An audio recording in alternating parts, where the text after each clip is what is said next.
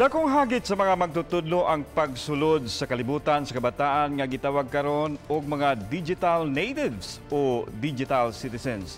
Ani usa ka maestra sa Science and Technology Education Center Constek sa Basak, Lapu-Lapu City nga giila isip Microsoft Education Ambassador o gipasidunggan usab isip Mega Ma'am tungod siyang advokasya nga Teaching Beyond, lakip na sa natad sa teknolohiya.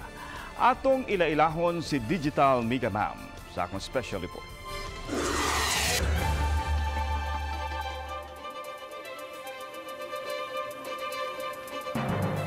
Good morning, Teacher Ruby.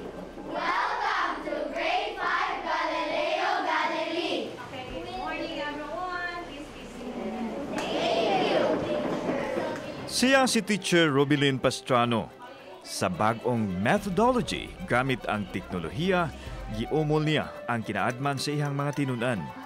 Ang mga leksyon gikan sa mga digital tools gamit ang modern educational application nga makita sa TV monitor sa iyang mga tinunan. Digital natives ang tawag niya sa iyang mga tinunan. Nowadays, educators are handling digital natives, digital citizens, whether we like it or not. So as a teacher, I need to be at par of their interest. Okay? I need to get along with what's trending these days. But I need to lead them and guide them on how to use it productively. Okay?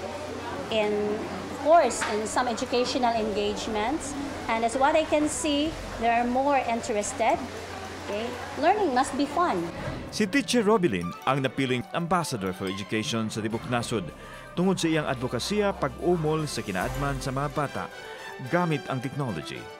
Kung adunay Super Ma'am, si Teacher Robilyn ang napili nga Mega Ma'am sa Mega Cebu. My advocacies are, of course, growth mindset, empathy, and teaching with technology.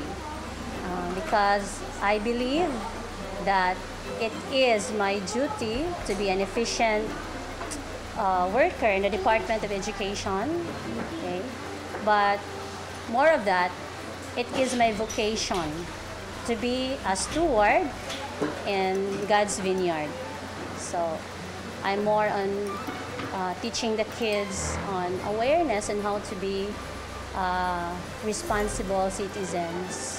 Not just the kids, but all ages. Okay?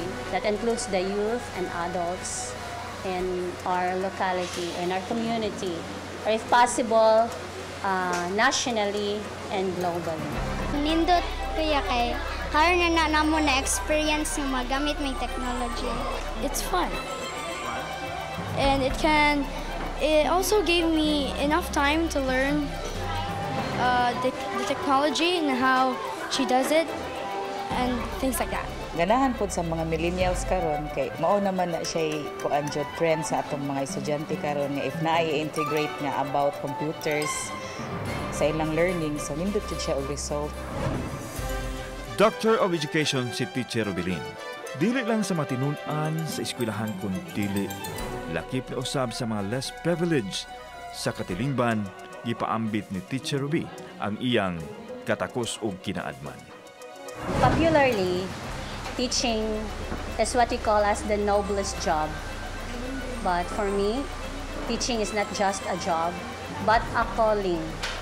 That means to say, I don't just focus on the classroom setting, but if possible, I need to reach out those learners outside the four walls of my classroom or the four corners of the school. Teacher